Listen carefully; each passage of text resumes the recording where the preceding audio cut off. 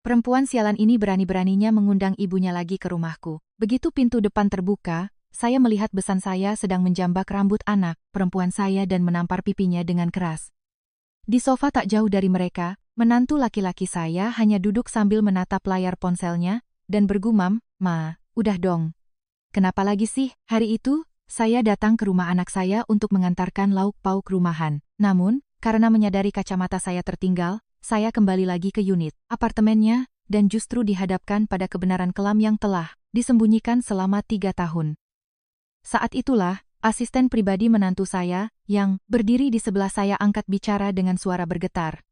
"Ibu, sebenarnya, saya juga sudah tahu soal ini. Apa sebenarnya yang diketahui oleh pria itu? Halo, selamat datang di saluran pengirim cerita. Dukungan berupa subscribe dan like dari Anda adalah kekuatan besar bagi saya. Dan jika Anda berkenan, silakan tinggalkan komentar dari kota atau daerah mana Anda menyimak cerita ini. Saya mendoakan kebahagiaan dan keberkahan berlimpah untuk Anda semua. Tahukah Anda apa kebohongan paling menyedihkan yang bisa diucapkan seorang anak kepada orang tuanya? Yaitu kalimat, 'Ibu, aku beneran gak apa-apa kok.' Saya mempercayai kalimat itu selama 3 tahun penuh. Saya sama sekali tidak tahu seberapa banyak penderitaan yang disembunyikan anak saya di balik satu kalimat itu, sampai hari di mana saya membuka pintu rumah itu. Ketika seseorang sudah menaruh kepercayaan penuh, betapa mengerikannya saat kepercayaan itu hancur. Saya benar-benar menyadarinya saat itu. Orang yang kita yakini sebagai orang baik, ternyata bisa melakukan perbuatan paling kejam kepada orang yang paling dekat dengannya. Tolong dengarkan cerita saya sampai akhir untuk mengetahui apa yang sebenarnya terjadi. Saya adalah seorang wanita berusia 52 tahun yang telah mengelola sebuah rumah makan khas Jawa di Yogyakarta selama hampir 20 tahun. Setelah suami saya meninggal lebih dulu, saya membesarkan putri semata wayang saya sendirian dan benar-benar melakukan segala macam pekerjaan untuk bertahan hidup. Dari belanja, ke pasar sejak subuh, hingga tidak bisa tidur memikirkan uang sewa tempat saat restoran sedang sepi.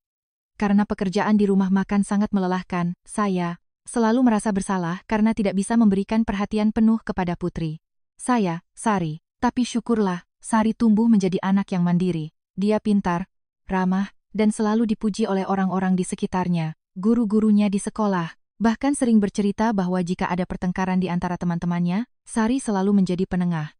Mereka sering bertanya pada saya, bagaimana saya bisa membesarkan anak dengan hati sebaik itu. Saat Sari sudah bekerja, ia bercerita bahwa ia dikenalkan dengan seorang pria di acara pernikahan temannya.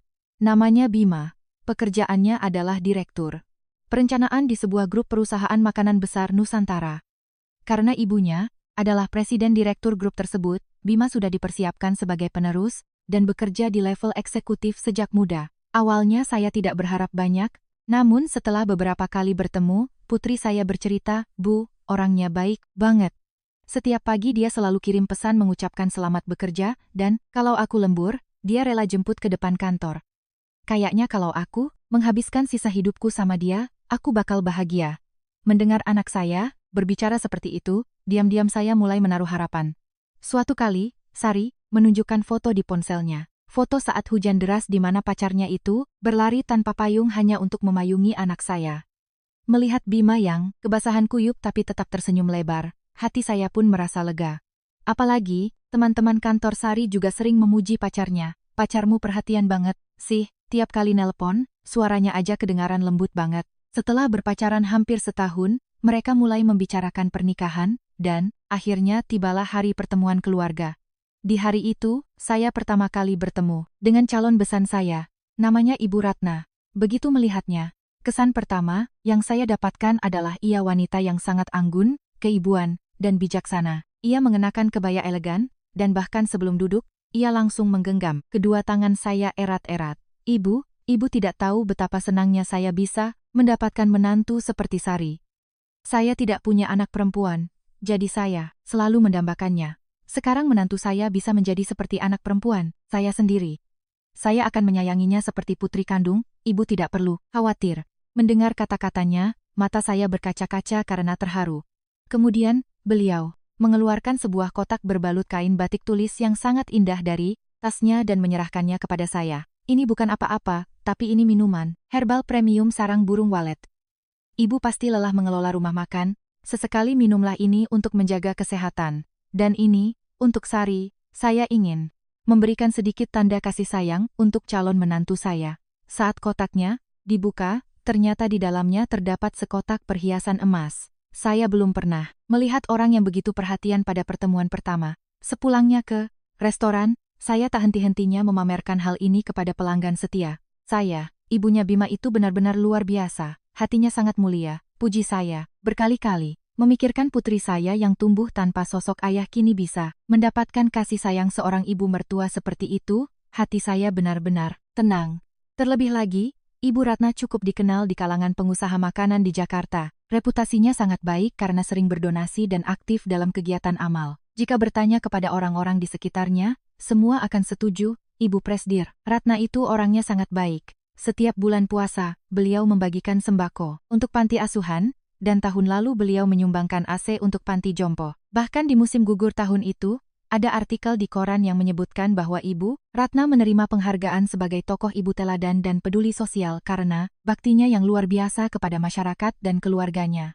Membaca artikel itu, saya semakin yakin dan tenang bahwa putri saya akan masuk ke dalam keluarga yang sangat baik. Pernikahan pun berjalan lancar tanpa hambatan. Pada hari pernikahan, duduk di kursi orang tua melihat putri saya berjalan menuju pelaminan, air mata saya tak berhenti menetes. Melihat Sari menjadi pengantin yang begitu cantik dan memulai hidup baru dengan pria yang baik, rasanya semua penderitaan saya membesarkannya sendirian terbayar lunas. Saat prosesi adat sungkeman dan kacar kucur, besan, saya memberikan wejangan dengan penuh kasih sayang sambil tersenyum hangat, yang sekali lagi membuat saya sangat lega. Bulan madu mereka dihabiskan di Eropa. Setelah kembali, Sari mengirimkan foto-foto mereka, berjalan bergandengan tangan, bercanda di depan menara Eiffel. Mereka terlihat sangat bahagia. Sari juga bercerita di telepon, "Bu, Bima perhatian banget, tiap pagi sebelum aku bangun, dia udah bikinin kopi. Terus dia juga sabar banget ambilin fotoku ratusan kali. Aku ngerasa beruntung banget nikah sama dia." Mendengarnya, saya sangat bersyukur. Saat di acara pernikahan pun, besan saya dengan bangga memamerkan Sari kepada para tamu.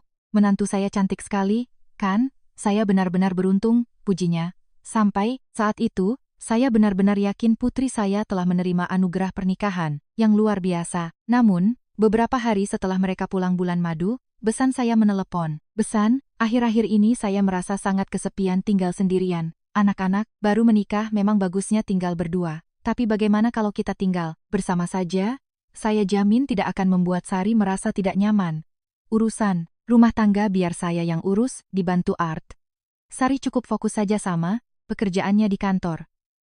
Kebetulan rumah saya sangat luas, rasanya terlalu kosong kalau cuma ditinggali sendiri. Kamar untuk mereka sudah saya siapkan lengkap dengan kamar mandi dalam. Saya sedikit khawatir. Pasangan baru menikah tinggal bersama mertua biasanya bukan hal yang mudah. Apalagi di zaman sekarang, jarang ada menantu yang mau tinggal bersama ibu mertuanya.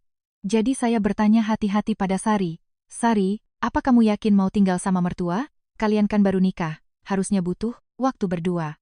Namun Sari menjawab, "Bu, ibu mertua kan orangnya baik banget, jadi nggak apa-apa. Terus Bima juga kepikiran kalau ninggalin ibunya sendirian. Kami coba tinggal bareng dulu aja, kalau emang nggak cocok, nanti kami bisa pindah. Lagian, ibunya sebaik itu, apa yang perlu dikhawatirkan? Malah aku bisa belajar banyak hal dari beliau." Karena putri saya berkata dengan penuh keyakinan, saya tidak bisa melarangnya. Apalagi Bima juga menelepon saya dan berkata, "Ibu mertua, jangan khawatir. Saya akan menjaga ibu saya, tapi saya juga akan pastikan Sari tidak merasa canggung. Ibu tenang saja." Akhirnya, putri saya resmi tinggal di rumah mertuanya. Beberapa bulan pertama sejak mereka tinggal bersama, semuanya terlihat sangat baik. Besan saya sering memamerkan menantunya kepada teman-temannya. Ia membanggakan masakan Sari dan memuji betapa sopan menantunya itu. Suatu kali, seorang kenalan saya yang kebetulan mengenal Ibu Ratna berkata, "Ibu Ratna sering banget loh memuji menantunya. Beruntung ya Ibu." Saya pun merasa bangga. Di media sosialnya, besan saya kadang mengunggah fotonya bersama Sari dengan caption, "Hari ini belanja bareng menantu kesayangan yang cantik." Pada saat Lebaran Idul Fitri tahun itu, saya berkunjung ke rumah mereka di Jakarta. Di depan seluruh keluarga besar yang berkumpul, besan saya menggandeng tangan Sari dan memperkenalkannya. "Lihat nih menantu kesayanganku. Baru beberapa bulan nikah, masakan opor ayamnya udah lebih enak dari buatanku. Bener-bener pembawa hoki keluarga kita." Mendengar itu, semua kerabat tertawa dan memuji Sari, sementara Sari hanya tersenyum tersipu. Berada di sana, hati saya sangat hangat melihat putri saya dicintai oleh keluarga suaminya. Saya merasa mengizinkan pernikahan ini adalah keputusan terbaik yang pernah saya buat seumur hidup. Namun, sejak lewat masa lebaran itu, jika dipikir-pikir lagi sekarang, mulai ada hal-hal aneh yang terjadi. Waktu itu, saya hanya berpikir ibu mertuanya sedang mencoba mengajari menantunya beradaptasi dengan urusan rumah. Suatu hari, Sari menelepon dan berkata, "Bu, ibu mertua nyuruh aku nurunin limit kartu kreditku, dan buat biaya hidup, ibu mertua yang bakal atur semuanya. Jadi, aku cuma dikasih uang saku bulanan." Saya merasa agak heran. Biasanya pasangan suami istri mengelola keuangan mereka sendiri, tapi mertuanya ikut campur sampai ke limit kartu kredit menantu. Itu agak aneh. Tapi saya berusaha berpikir positif. Ya, udahlah, mungkin karena baru tinggal bareng. Mertuanya pasti punya niat baik mau ngajarin ngatur uang. Lalu di lain waktu, teman kuliah Sari akan menikah. Sari berencana datang ke acara kumpul-kumpul sebelum pernikahan kondangan, arisan. Tapi malam harinya, Sari menelepon dengan suara murung. "Bu, aku nggak jadi pergi. Ibu mertua bilang, hari ini ada tamu penting datang ke rumah, jadi aku harus nemenin di rumah." Ke teman-temanku aku cuma bilang tiba-tiba ada urusan mendadak. Saat itu pun saya berpikir, ya, namanya juga mertua pengen menantunya ada di rumah buat nyambut tamu, nggak apa-apalah. Beberapa bulan kemudian, kejadian serupa terulang lagi. Kantor Sari mengadakan acara makan malam akhir tahun gathering kantor, tapi dia juga tidak bisa datang. Saat saya tanya kenapa, Sari menjawab, ibu mertua nggak suka kalau ada acara kantor yang minum-minum atau pulang malam. Jadi beliau nyuruh aku pulang, cepat buat makan malam di rumah aja sama beliau. Mendengar ini, saya mulai merasa janggal. Tapi lagi-lagi saya menafsirkannya dengan baik.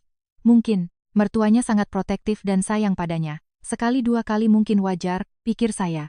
Tapi saya baru tahu belakangan bahwa itu bukan sekali dua kali, melainkan hampir setiap saat.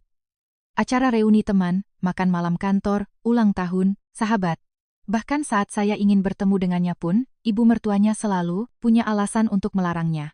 Jika menengok ke belakang, saya baru sadar itu, semua adalah proses di mana mertuanya memutus hubungan sosial Sari 1/1. Tapi saat itu saya sama sekali tidak tahu. 1 hingga 2 bulan berlalu sejak lebaran, saya mulai merasakan ada yang tidak beres. Saat saya menelepon Sari, waktu bicaranya semakin singkat. Dulu kami bisa mengobrol sampai 1 jam, tapi sekarang belum sampai 5 menit. Ia sudah memotong, "Bu, nanti aku telepon lagi ya," lalu mematikan telepon. Saat saya mengajaknya bertemu, dia selalu beralasan, "Aku lagi sibuk banget akhir-akhir ini," dan terus menunda. Suatu kali, kebetulan saya sedang ada urusan di Jakarta, dekat kawasan Sudirman, tempat Sari bekerja. Saya mampir saat jam makan siang, dan kami makan bakmi bersama. Tapi, Sari terlihat gelisah, matanya terus-menerus melirik ke layar ponselnya. Saat saya tanya kenapa, dia hanya menjawab singkat, "Ibu mertua," terus-terusan chat nanya aku lagi makan apa, lalu buru-buru menghabiskan makanannya, dan kembali ke kantor. Waktu itu, saya masih menganggap mertuanya hanya sangat perhatian padanya. Pernah juga saya membelikan Sari sebuah baju gaun, dress, yang bagus, tapi saya tidak pernah melihatnya memakai baju itu. Saat saya tanya secara kebetulan, ia menjawab, "Ibu mertua bilang warnanya nggak cocok, jadi kusimpan aja di lemari." Itu hal kecil, tapi rasanya agak aneh. Meski begitu, saya tetap berpikir mungkin, karena ini awal pernikahan jadi dia sibuk beradaptasi, atau selera ibu mertuanya memang berbeda. Lalu suatu hari, saat saya meneleponnya, Sari terdengar ragu-ragu sebelum akhirnya berkata, "Bu, kayaknya akhir-akhir ini aku agak capek. Boleh nggak, aku berhenti aja dari semua ini dan pulang ke ibu?" Mendengar itu saya sangat terkejut dan langsung mendesaknya. "Ada apa ini? Ada masalah apa? Cerita sama ibu." Tapi tiba-tiba Sari mengubah nada bicaranya. "Ah, enggak. Aku cuma asal ngomong aja. Nggak usah dipikirin, Bu." Karena penasaran, saya terus bertanya, "Ada apa sih sebenarnya? Cerita aja semuanya ke ibu.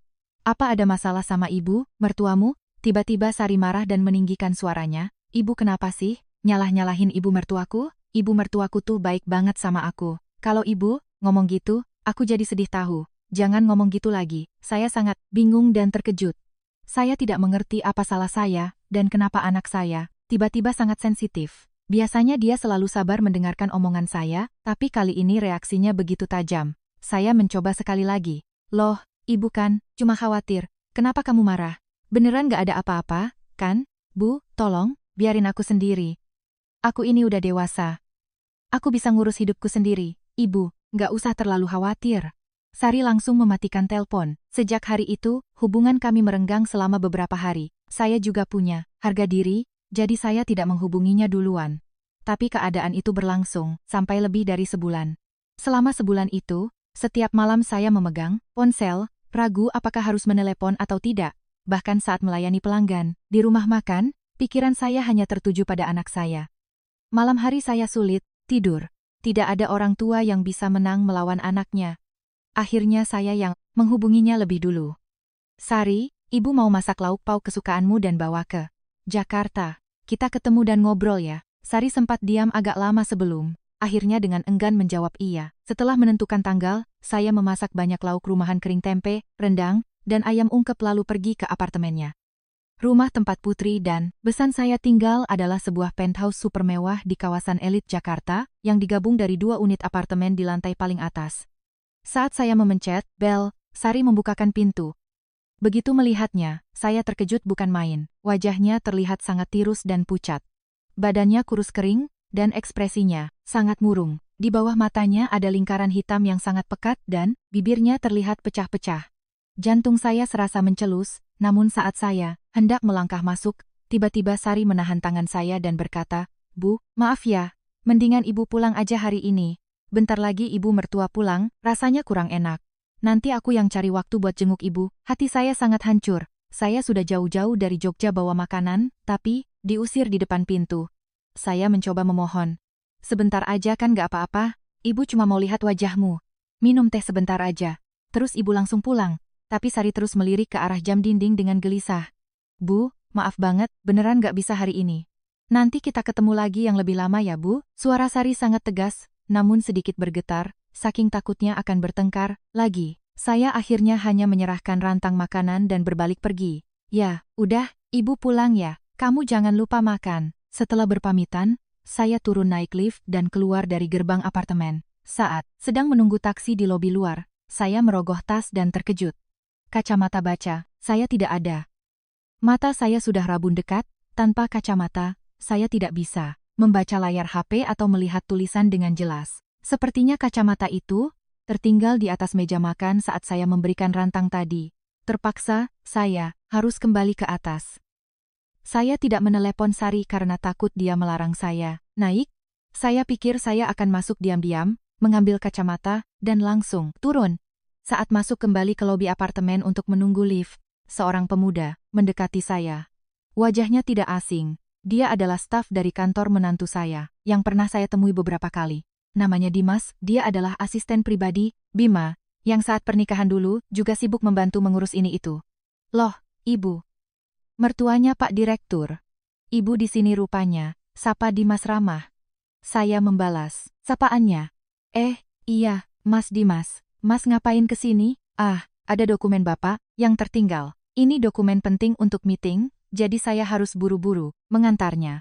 Bapak Direktur yang dimaksud tentu saja menantu saya, Bima, karena ibunya adalah presiden direktur, semua orang di kantor sangat menghormatinya. Dimas baru bekerja sekitar 2 tahun, tapi karena dia cerdas dan rajin, Bima langsung mengangkatnya sebagai asisten pribadi utamanya. Karena dia banyak membantu saat pernikahan, saya cukup mengenalnya. Kami naik lift yang sama. Namun ekspresi Dimas terlihat aneh. Mulutnya beberapa kali terbuka seperti ingin mengatakan sesuatu, namun ditutup kembali. Dia terlihat sangat ragu. Saya hanya berpikir dia sedang stres memikirkan pekerjaan kantor. Saat keluar dari lift dan berjalan di lorong lantai penthouse, kami berpapasan dengan Bi Inah, asisten rumah tangga, ART yang bekerja di rumah besan saya. Bi Inah sudah bekerja di sana hampir 10 tahun. Kami juga pernah bersalaman saat acara pernikahan. Begitu melihat saya, raut wajah Bi Inah mendadak tegang. Dia menengok ke kanan dan kiri, lalu dengan hati-hati menarik lengan saya dan berbisik, "Ibu, sebentar, sebenarnya ada yang mau saya sampaikan, tapi saya bingung. Ngomongnya dari mana?" Saya udah lama ragu-ragu mau ngasih tahu ibu atau enggak. Hati saya mendadak diliputi kecemasan. "Ada apa, Bi?" "Bilang saja nggak apa-apa." Bi Inah menarik napas panjang, menengok sekeliling lagi, lalu membongkar semuanya. "Selama saya kerja beres-beres di rumah ini, ada hal yang bikin hati saya sakit banget ngelihatnya." Nyonya muda, Sari. Beliau disiksa, habis-habisan sama ibu bos. Saya udah nyoba misahin beberapa kali, tapi saya ini, kan cuma pembantu, saya nggak punya kuasa apa-apa. Nyonya muda saking takutnya, sama ibu bos, dia nggak berani ngomong apa-apa ke saya, dia cuma selalu bilang, nggak apa-apa. Mendengar itu, kepala saya serasa kosong. Saking syoknya, saya tidak bisa mencerna perkataannya. Maksudnya apa? Disiksa gimana? Anak saya dipukuli, maksud Bibi? Bi Inah menggigit bibirnya dan mengangguk pelan. Kaki saya mulai gemetar hebat, dengan suara bergetar Bi Inah menambahkan. Saya udah kerja 10 tahun lebih di sini. Dulu awalnya ibu bos baik banget sama saya. Tapi makin ke sini, saya sadar itu semua cuma topeng. Selama ini saya diam pura-pura nggak tahu, tapi lama-lama saya bener-bener nggak tega ngelihat nyonya muda digituin. Saya nggak bisa cerita detailnya sekarang. Ibu lihat aja sendiri. Kalau ibu masuk sekarang, ibu pasti bakal ngelihat. Dari siang tadi ibu bos lagi uring-uringan. Bi Inah mengatakannya sambil menitikkan air mata. Tanpa bertanya lebih jauh, saya langsung berlari menuju pintu rumah anak saya. Saya bahkan tidak sadar apakah saya memijak lantai dengan benar saking paniknya. Dimas, yang sepertinya sudah menduga sesuatu, memasang wajah tegang dan mengikuti saya dari belakang. Begitu sampai di depan pintu, saya memencet password yang pernah Sari beritahu dan membuka pintu. Dan detik itu juga, pemandangan yang tersaji di depan mata membuat tubuh saya membeku. Besan saya sedang mencengkeram rambut putri saya dengan satu tangan, sementara tangan satunya menampar pipi putri saya dengan keras. Di lantai ruang tamu, pecahan piring keramik berserakan, dan lauk pauk yang susah payah saya masak tadi tumpah berantakan di atasnya. Sebuah kursi makan terguling di lantai. Wajah besan saya merah padam, melontarkan makian kasar. Perempuan sialan ini berani-beraninya mengundang ibunya lagi ke rumahku. Kan udah kubilang jangan sering-sering manggil ibumu ke sini. Berani kamu ngelawan omongan mertuamu? Sari yang rambutnya dijambak hanya bisa menunduk dan terisak menangis. Kedua, tangannya hanya memegangi pergelangan tangan mertuanya, tanpa berani melawan, sedikit pun. Besan saya menamparnya lagi sambil berteriak, apa ibumu ngajarin, kamu buat jadi perempuan kurang ajar begini? Dulu aku berharap banyak waktu nerima kamu, tapi kamu berani ngeremehin aku? Kamu pikir kalau kamu diam-diam, bawa makanan kampung dari ibumu ke sini aku nggak bakal tahu? Ma, maafkan aku. Ma, aku janji nggak bakal suruh ibu datang lagi. Tolong, Ma. Sari menangis memohon, tapi suaranya begitu pelan dan bergetar hingga saya tidak sanggup mendengarnya lagi. Dan saat saya menoleh ke samping, menantu saya, Bima, sedang duduk di sofa ruang tamu sambil melihat ponselnya. Di saat ibunya memukuli istrinya, dia tidak mencegahnya sama sekali dan hanya duduk di sana. Saat saya yang terlalu syok hampir berteriak, Bima dengan santai menoleh sekilas dan bergumam, Ma, udah dong. Kenapa lagi sih? Itu saja. Tidak ada tindakan lebih lanjut darinya. Dia tidak berdiri untuk melerai, hanya pura-pura mencegah ibunya dengan nada malas. Seolah ini adalah rutinitas sehari-hari, seolah itu sudah biasa, seolah satu teguran malas itu sudah cukup. Pikiran saya langsung sadar, saya berlari ke depan dan mencengkeram tangan besan saya. Apa-apaan yang Anda lakukan ini? Lepaskan tangan Anda. Sekarang juga. Besan saya menatap saya, sesaat terlihat panik, tapi dengan cepat mengubah ekspresinya dan malah balik membentak saya. Loh, besan, ngapain ikut campur urusan rumah tangga orang? Saya lagi ngedidik menantu saya, kenapa ibu harus kaget begitu? Tangan saya gemetar karena amarah yang memuncak. Mendidik, mukulin orang kayak begini Anda bilang mendidik? Lepaskan rambut anak saya, sekarang juga. Pada saat itu, Dimas yang masuk menyusul di belakang saya, mengeluarkan ponselnya. Sambil menatap saya, dia berkata dengan suara bergetar. Ibu, sebenarnya, saya juga sudah tahu semuanya. Maafkan saya. Seharusnya saya memberitahu ibu sejak awal. Saya menatap Dimas dengan bingung. Lalu Dimas mulai membongkar semua fakta yang selama ini diketahuinya. Bapak Bima itu di kantor kalau ditelepon ibunya, wajahnya langsung pucat. Kalau saya tanya kabar Bu Sari, dia selalu menghindar karena takut ibunya tahu. Awalnya saya pikir dia cuma anak yang berbakti, tapi makin lama makin aneh. Karena hampir semua saham perusahaan dipegang oleh ibunya, dan wewenang jabatan, Bapak Bima sepenuhnya ada di tangan ibunya, Bapak Bima nggak berani ngelawan, sepatah kata pun. Satu kata dari ibunya bisa bikin karir dan posisinya hancur. Mendengar itu, pikiran saya semakin gelap. Berarti, menantu saya diam saja, saat istrinya dipukuli bukan hanya karena dia cuek tapi karena dia sepenuhnya menjadi budak ibunya, perusahaannya, jabatannya, bahkan posisinya di keluarga. Semuanya, saya berdiri mematung. Dulu saat mereka menikah, Saya sangat yakin, putri saya menikahi pria terbaik di dunia. Namun keyakinan itu runtuh seketika. Saya merasa sangat malu. Sebodoh inikah saya menilai orang? Semua kebanggaan yang saya pamerkan kepada teman-teman saya, semuanya hanyalah ilusi? Rasa marah, hampa, dan di atas segalanya, rasa bersalah yang luar biasa kepada anak saya, datang menghantam sekaligus. Membayangkan betapa kesepian dan ketakutannya anak saya selama ini, dada saya serasa diiris-iris. Tepat saat itu, Bi Inah masuk menyusul dan membulatkan tekadnya. Ibu, saya juga, udah nggak tahan. Saya akan kasih tahu semua yang saya lihat. Bi Inah mengeluarkan ponselnya dan memperlihatkan galeri fotonya. Di sana ada foto-foto, lengan Sari yang dipenuhi memar biru, luka cakaran di bahunya, dan foto pecahan. Vas bunga beberapa hari yang lalu. Semuanya tersusun rapi berdasarkan tanggal. Melihat foto-foto itu, terlihat jelas ada memar di tempat yang sama yang terus berulang. Bekas pukulan lama belum sembuh, sudah dipukul lagi di tempat yang sama. Saya nggak sengaja lihat waktu lagi bersih-bersih, saya nggak bisa diam aja, jadi saya foto diam-diam. Nyonya muda benar-benar kasihan banget. Ibu bos ngelarang nyonya muda keluar, selalu nginterogasi kalau nyonya muda mau ketemu temen, dan kalau ada yang nggak pas sedikit aja, tangan ibu bos langsung main. Saya pernah lihat nyonya muda nangis sendirian di kamar mandi. Waktu saya tanya, dia nggak apa-apa. Dia cuma bilang nggak apa-apa sambil ngusap air matanya. Melihat foto-foto itu, napas saya tercekat. Putri saya mengalami penyiksaan seperti ini, dan saya hanya mengira dia sedang sibuk beradaptasi. Besan saya akhirnya terlihat sangat panik. Wajahnya pucat. Tapi dia segera mengubah sikapnya dan mulai membela diri. Bukan, itu cuma tangan saya kelepasan sekali, 2 kali. Semua karena Sari nggak mau dengerin omongan saya. Besan juga tahu kan, saya selama ini udah sebaik apa sama dia? Saya beliin baju, saya kasih uang, jajan yang banyak. Saya memotong perkataannya sambil berteriak. Beliin baju dan ngasih uang jajan, apa bisa jadi alasan buat mukulin orang? Anda nggak lihat wajah anak saya? Ini bukan kejadian sekali 2 kali kan? Besan saya malah semakin tak tahu malu. Dia memicingkan matanya dan membentak balik. Besan kan juga pernah jadi menantu, pasti tahu rasanya. Namanya juga hidup sama mertua, emang begitu. Zaman dulu malah lebih parah. Waktu saya jadi pengantin baru, mau duduk di depan meja, makan aja takut. Saya ini udah ngasih kelonggaran banyak buat menantu saya. Anak-anak zaman sekarang aja yang terlalu manja, baru dimarahi sedikit aja udah kayak kiamat. Mendengar itu, saya benar-benar tertawa sinis saking tidak habis pikir. Jadi, menurut Anda, dijambak dan ditampar itu namanya kehidupan menantu? Itu namanya memarahi? Anda ini ngomong apa sih? Anda ini waras nggak? Besan saya terdiam, dan sepertinya kehabisan kata-kata. Lalu Sari, yang selama ini memendam segalanya, akhirnya meledak. Sambil menangis, ia mencurahkan segalanya. Bu, maafin aku.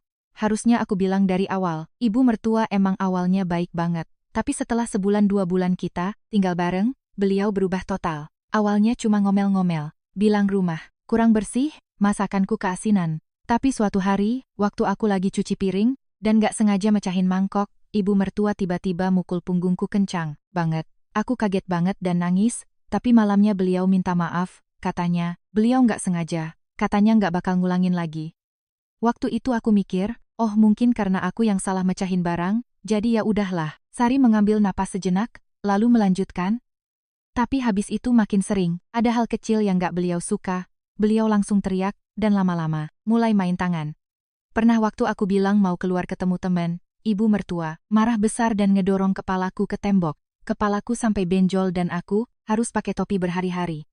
Awalnya beliau minta maaf dan bilang gak bakal ngulangin, tapi nyatanya itu bukan yang terakhir. Makin lama makin parah. Suara Sari bergetar hebat saat ia melanjutkan. Dan Bu, ibu mertua nggak cuma main tangan. Kata-katanya bener-bener nyakitin. Beliau sering banget ngehina ibu. Katanya, ibuku yang cuma buka warung makan di Jogja nggak becus ngedidik aku. Makanya aku jadi anak kurang ajar. Katanya, warung makan ibu kelihatannya rame, padahal nggak seberapa. Tiap kali beliau ngomong gitu, aku sakit hati banget. Tapi kalau aku cerita ke ibu pasti bakal lebih sakit hati, makanya aku diam. Oh ya, mendengar itu, dada saya seakan hancur berkeping-keping.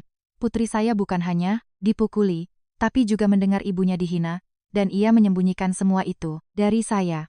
Saya memegang tangan putri saya erat-erat dan bertanya, terus kenapa? Kamu nggak bilang sama ibu? Kenapa kamu sembunyiin? Dengan wajah penuh air, mata, dan ingus. Sari menjawab, kalau ibu tahu, ibu pasti bakal langsung datang kesini bawa amarah. Aku tahu sifat ibu nggak mungkin diam aja. Tapi aku takut ibu mertua malah bakal lebih jahat ke aku. Dan Bu, tahun lalu waktu ibu ngelakuin perombakan menu dan strategi bisnis di restoran, konsultan yang bantu, ibu itu kan kenalannya ibu mertua. Aku takut kalau kita ribut, koneksi itu diputus, dan bisnis ibu malah hancur. Aku takut banget soal itu. Mendengar pengakuannya, saya merasa bumi runtuh.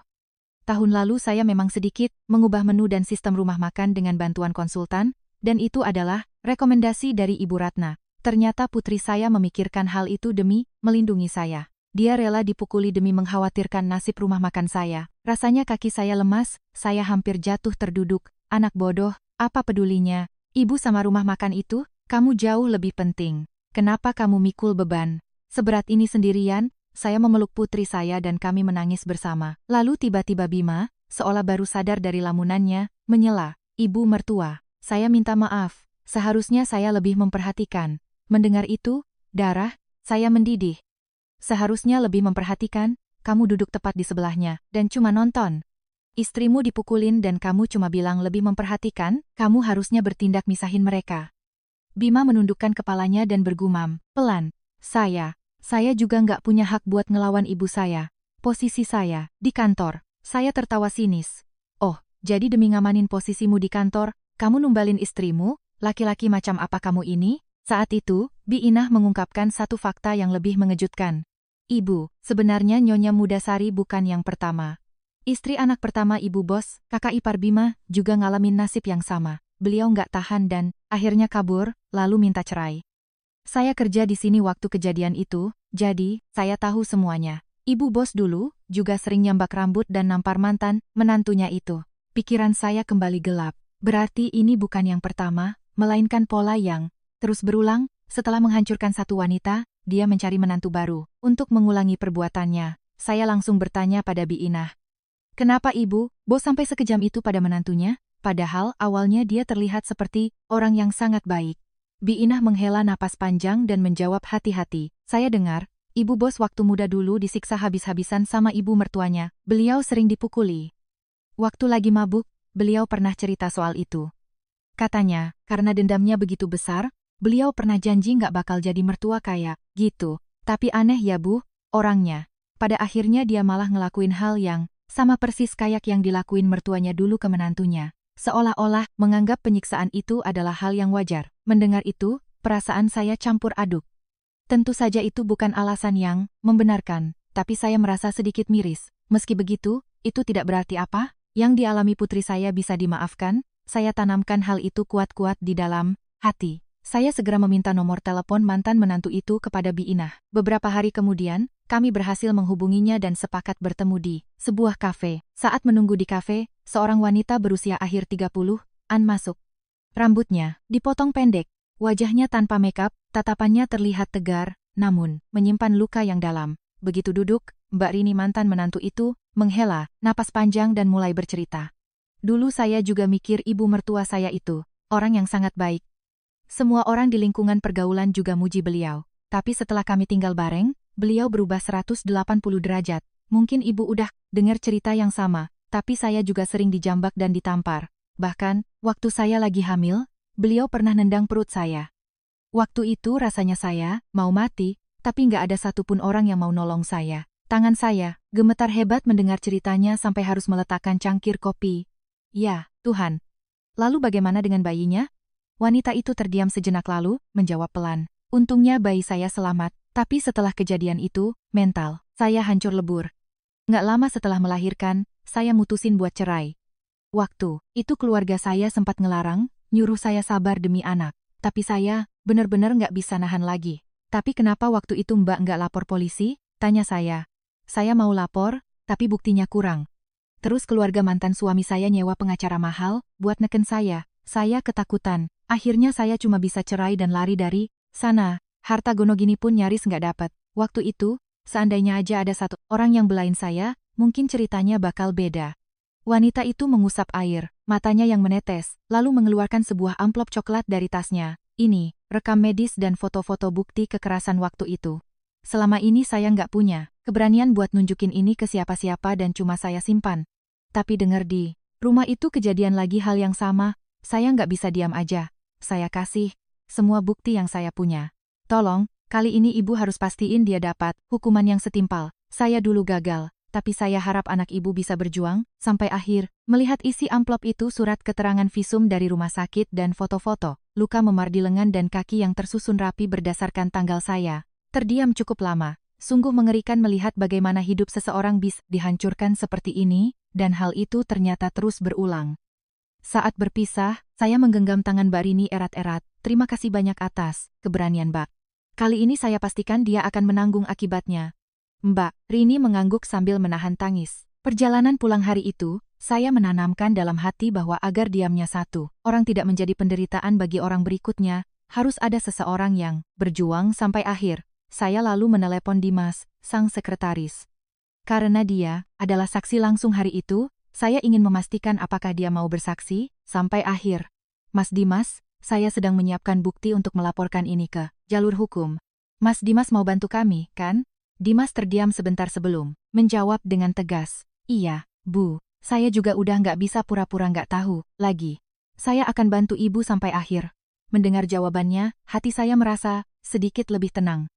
Jumlah orang yang berada di pihak kami bertambah, dan itu membuktikan bahwa kami berjalan di jalan yang benar. Saya membawa semua bukti itu dan mendatangi kantor pengacara bersama Sari, menceritakan semuanya.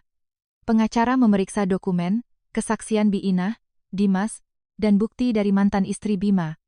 Beliau lalu berkata, indikasi kekerasan dalam rumah tangga, KDRT yang berulang sangat jelas. Ditambah ada pola yang sama dari korban sebelumnya, pembuktiannya akan sangat kuat.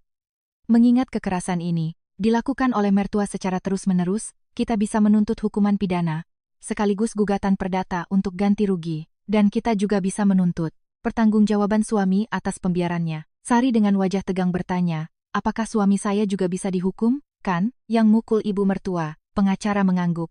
Jika terbukti bahwa suami mengetahui kekerasan itu tapi membiarkannya, bahkan sengaja menutup mata demi menghindari kerugian pribadinya, itu bisa menjadi alasan kuat dalam gugatan cerai. Ini akan sangat menguntungkan pihak Anda dalam pembagian harta gono gini, dan tuntutan nafkah muta uang ganti rugi, kompensasi, kesaksian asisten pribadi suami Anda dan asisten rumah tangga akan sangat krusial. Saya juga bertanya, bagaimana caranya agar kolega bisnis dan rekan perusahaannya tahu soal ini? Selama ini citra beliau sangat baik di luar sana, saya ingin orang-orang tahu. Pengacara menjawab hati-hati. Untuk menghindari pasal pencemaran nama baik, kita bisa menyebarkan informasi ini sesuai dengan fakta persidangan dan hasil putusan resmi. Fokus saja pada tuntutan hukum, nanti, jika putusannya keluar, berita itu akan menyebar dengan sendirinya di kalangan pengusaha. Saya merasa lega. Bima harus membayar mahal atas sikap pengecutnya. Selama ini, pengacara menambahkan, untuk harta gono gini, aset pribadi Ibu Ratna tidak bisa dibagi. Namun, gaji dan bonus yang diterima Bima selama pernikahan, serta aset yang dikumpulkan bersama selama masa pernikahan, bisa dituntut pembagiannya. Jumlah pastinya baru bisa dihitung nanti, namun mengingat durasi pernikahan, tingkat kekerasan, dan trauma psikologis yang dialami Mbak Sari, nominal uang, kompensasinya tidak akan sedikit. Mendengar itu, Sari terdiam sebentar lalu, berkata, uang itu urusan belakangan. Saya cuma mau masalah ini diselesaikan dengan adil. Pengacara tersenyum hangat, saya mengerti, tapi secara hukum, Anda harus mendapatkan apa yang menjadi hak Anda. Itu kompensasi minimal atas penderitaan Anda selama ini. Kami pun mulai mempersiapkan gugatan dengan serius. Foto dan catatan Biinah, surat pernyataan Dimas, kesaksian dan dokumen dari Mbak Rini mantan istri, serta hasil visum Sari di rumah sakit, semuanya dikumpulkan. Buktinya sangat melimpah. Entah bagaimana ceritanya, kabar ini mulai bocor di kalangan kolega, bisnis perusahaan Ibu Ratna. Bahkan ada portal berita bisnis lokal yang menulis artikel pendek, dugaan penganiayaan menantu oleh tokoh pengusaha wanita. Penghargaan-penghargaan peduli sosial yang pernah diterimanya pun mulai ditinjau ulang untuk dicabut. Citra baik yang dibangunnya selama bertahun-tahun mulai runtuh. Ibu Ratna awalnya menelepon saya untuk berdamai. Besan, kita nggak perlu membesar-besarkan masalah ini kan? Saya akan kasih uang ganti rugi yang besar untuk Sari. Kita tutup saja kasus ini diam-diam. Saya menolaknya mentah-mentah. Ini bukan masalah yang bisa ditutup. 3 tahun anak saya dipukuli, Anda pikir uang bisa menutupinya? Saya sudah serahkan ke pengacara, silakan hubungi dia. Gagal merayu, Ibu Ratna mulai mengancam. Oh, kalau gitu saya akan putus semua koneksi konsultan restoran ibu, saya bakal jelek-jelekin nama restoran ibu di komunitas bisnis supaya ibu bangkrut. Saya malah semakin tegas. Silakan putus. Saya nggak peduli restoran saya bangkrut. Memangnya restoran lebih penting dari hidup anak saya? Lakukan sesuka Anda. Karena saya tidak goyah, Ibu Ratna menutup telepon, namun itu belum berakhir. Beberapa hari kemudian, saat jam makan siang dan restoran saya sedang ramai-ramainya, Ibu Ratna tiba-tiba datang ke Jogja. Dengan riasan wajah sempurna dan pakaian anggun seperti biasa, dia menghampiri saya di depan banyak pelanggan. Besan, mari kita bicara baik-baik. Kalau diperpanjang, ini nggak akan baik buat Besan juga. Saya sadar para pelanggan memperhatikan kami. Namun saya tidak mau tunduk. Saya membawanya ke meja di sudut ruangan dan berkata tegas, saya nggak nyangka Anda berani datang sampai ke sini, tapi nggak ada yang perlu dibicarakan lagi. Silakan hubungi pengacara saya. Ibu Ratna merendahkan suaranya dan mulai mengintimidasi. Besan, orang-orang di kota ini tahu siapa saya. Kalau masalah ini mencuat, restoran Besan juga bakal kena rumor jelek. Orang luar nggak peduli siapa yang salah, mereka cuma tahu keluarga kita lagi ribut besar. Apa itu bagus buat bisnis Besan? Mendengar ancaman itu, saya justru meninggikan suara. Anda lagi nyoba nakut-nakutin saya? Nasib anak saya jauh lebih penting. Saya nggak peduli soal rumor restoran. Kalau nggak ada lagi yang mau diomongin, silakan pergi. Restoran saya lagi beroperasi. Ibu Ratna menatap saya dengan tajam selama beberapa saat, lalu akhirnya keluar dari restoran tanpa hasil. Seorang pelanggan setia bertanya, hati-hati ada masalah apa? Dan saya hanya menjawab tersenyum, enggak, apa-apa, cuma ada sedikit salah paham sama Besan. Dalam hati saya merasa sangat marah dan malu, tapi saya tidak ingin membuat keributan di depan pelanggan. Malam harinya saat menutup restoran, saya memikirkan kejadian tadi siang. Bagaimana bisa orang yang selama ini sok berwibawa bisa mengancam serendah itu? Benar kata orang, karakter asli seseorang akan keluar saat dia sedang terpojok. Meski tangan saya gemetar karena marah, saya semakin yakin bahwa langkah yang kami ambil ini adalah hal yang paling benar. Malam itu saya menelepon Sari, maafin aku ya Bu, gara-gara aku, Ibu jadi harus ngalamin ini, katanya. Saya menjawab tegas, kamu nggak perlu minta maaf. Dia yang salah. Ibu nggak takut, sama sekali, kamu tenang aja. Sementara itu, posisi Bima di perusahaannya semakin terpojok. Karena reputasi, ibunya hancur. Para petinggi perusahaan mulai memandang Bima dengan sinis. Mereka mulai menyalahkan Bima atas merosotnya citra perusahaan. Menurut Dimas, di forum internal karyawan bahkan banyak postingan anonim yang menyindir, masa, direktur perencanaan biarin istrinya disiksa ibunya sendiri? Saat meeting dengan klien, pihak lawan terang-terangan menyinggung skandal itu, dan saat acara kumpul karyawan, semua orang menghindarinya. Akhirnya, Dewan Direksi mengadakan rapat darurat. Walaupun Bima bukan pelaku kekerasan langsung, dia dinilai telah gagal menjaga etika dan moralitas sebagai seorang eksekutif perusahaan, sehingga ia dijatuhi skorsing diberhentikan sementara. Dimas juga menceritakan bahwa dalam rapat itu, Bima terus membela diri, kan, bukan saya yang mukul secara langsung. Mendengar pembelaan itu, para direktur yang hadir hanya bisa menghela napas. Sikapnya yang terus lari dari tanggung jawab justru membuat penilaian terhadapnya di perusahaan semakin hancur. Pria yang dulu selalu tak berdaya membela ibunya, kini karena posisinya di perusahaan terancam, tiba-tiba memohon pada Sari. Sari, tolong kita jangan cerai. Aku janji bakal berubah, aku bakal berani ngelawan mamaku. Sari menjawab, dingin. Kenapa hal yang gak pernah kamu lakuin selama 3 tahun ini, baru kamu omongin sekarang? Kalau dari dulu kamu gak pura-pura buta, semuanya gak akan jadi kayak gini. Aku udah gak percaya lagi sama janji manismu. Beberapa hari kemudian, Bima melalui pengacaranya mengajukan penawaran damai. Saya dan Sari datang ke kantor pengacara kami, dan pengacara pihak lawan, menyodorkan dokumen perjanjian. Demi kebaikan bersama, daripada panjang di pengadilan, bagaimana kalau kita selesaikan lewat perceraian kesepakatan saja? Pihak kami akan memberikan uang kompensasi perceraian yang jauh lebih besar. Tapi syaratnya, laporan pidana KDRT terhadap Ibu Ratna harus dicabut. Mendengar itu saya tertawa miris. Jadi kalian minta agar wanita yang bikin badan anak saya penuh memar itu bebas dari hukuman, lalu kalian mau nyogok kami, pakai uang? Kalian pikir itu masuk akal? Sari juga menolak dengan tegas, menggelengkan kepalanya. Saya lapor polisi bukan karena mau cari uang. Saya mau lihat ibu mertua saya dihukum secara adil atas perbuatannya.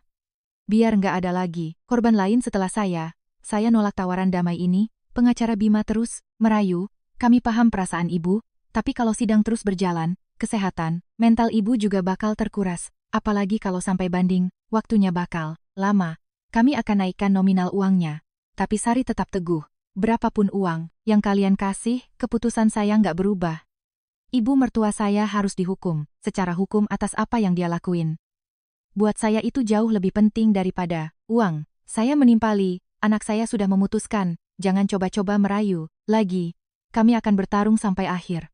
Negosiasi pun gagal, dan kasus ini berlanjut ke persidangan. Saat keluar dari kantor pengacara, Sari menggenggam tangan saya erat. Bu, makasih ya.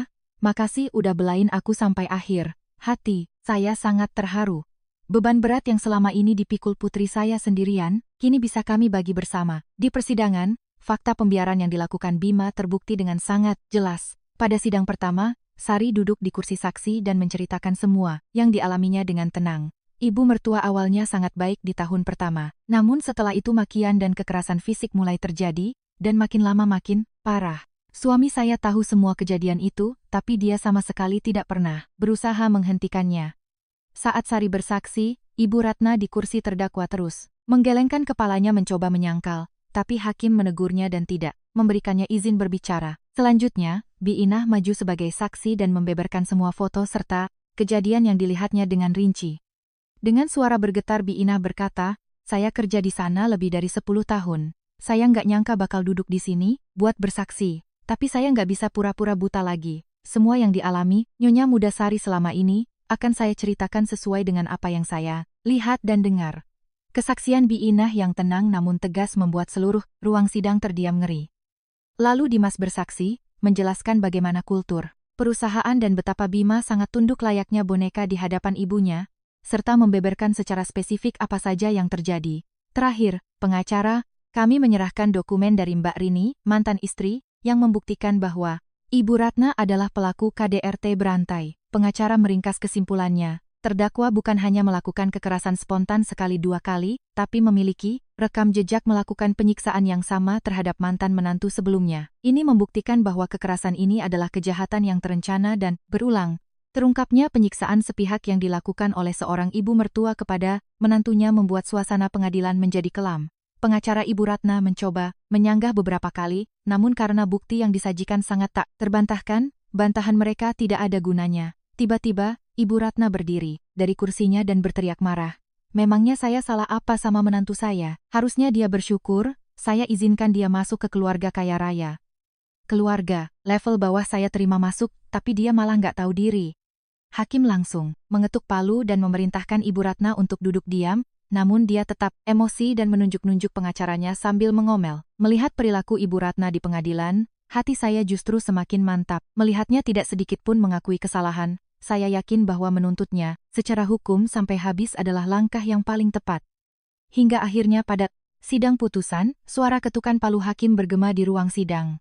Terdakwa terbukti secara sah dan meyakinkan melakukan kekerasan secara berulang dalam jangka waktu yang lama, dan terbukti juga pernah melakukan hal yang sama kepada korban di masa lalu.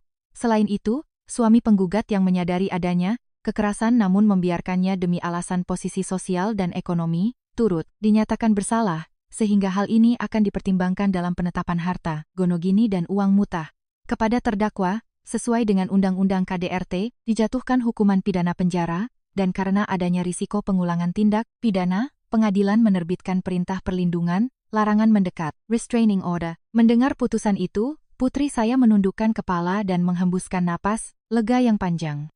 Saya pun merasa semua beban yang mencekik kami akhirnya lepas. Seketika, pada akhirnya, Sari mendapatkan putusan yang sangat menguntungkan dalam pembagian harta dan kompensasi, sementara besan saya dijatuhi hukuman pidana penjara atas tuduhan KDRT, lengkap dengan perintah larangan mendekat. Pihak besan saya sempat mengajukan banding, namun di sidang banding, pengacara, kami menyusun kembali semua bukti dengan cermat, dan mantan menantunya bahkan rela hadir langsung ke pengadilan untuk memberikan kesaksian. Akhirnya, pengadilan tinggi menolak banding tersebut dan menguatkan putusan pengadilan tingkat pertama. Dengan begitu, semua proses hukum selesai dan pihak mereka tidak bisa berkutik lagi. Akibat skandal tersebut, mitra bisnis dan distributor perusahaan makanan Ibu Ratna di Jakarta banyak yang memutus kontrak, sehingga omset mereka merosot tajam. Mereka terpaksa melakukan PHK massal dan menutup beberapa divisi perusahaan. Konon, Meskipun pabrik di luar kota masih beroperasi, bisnis utama di Jakarta yang selama ini dibanggakannya hancur hampir separuhnya.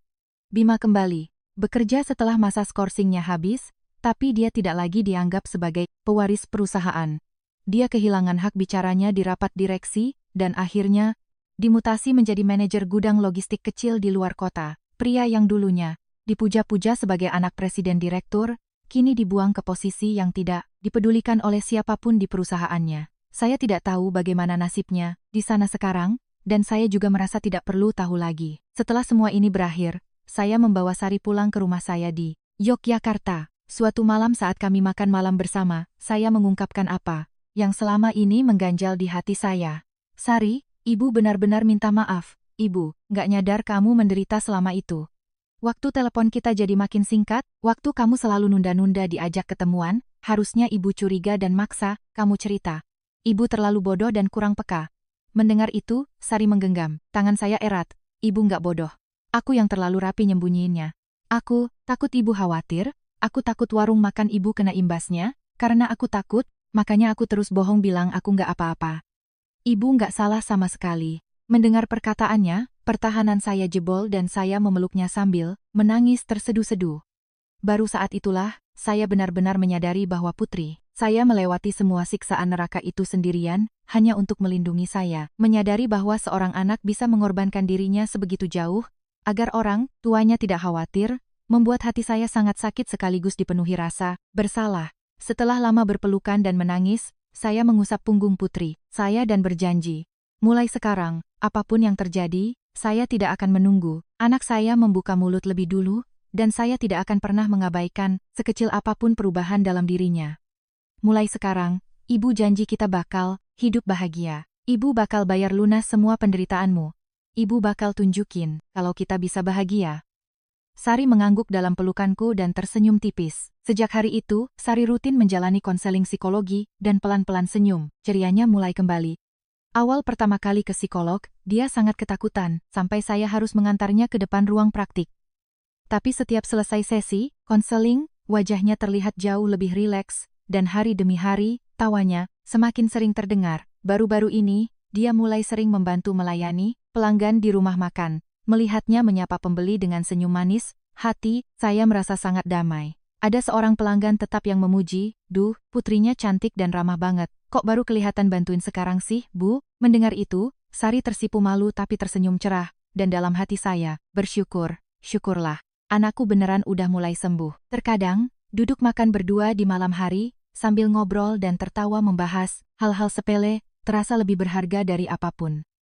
Saat Sari mulai kembali, menceritakan hal-hal receh seperti drama TV, berita selebriti, atau sekadar cerita lucu, saya baru menyadari betapa berharganya rutinitas harian yang normal. Ini, melihat senyumnya, saya semakin yakin bahwa mulai sekarang, kami berdua benar-benar akan baik-baik saja. Bapak dan Ibu sekalian, jika ada anggota keluarga Anda yang mendadak jadi pendiam, sering menghindar, atau banyak beralasan untuk menjaga jarak, tolong, jangan sekadar menganggap, mungkin dia lagi sibuk. Karena di balik keheningan itu, kita tidak pernah tahu penderitaan apa yang sedang mereka sembunyikan. Seandainya hari itu saya tidak melupakan kacamata saya, mungkin seumur hidup, saya tidak akan pernah tahu apa yang dialami putri saya.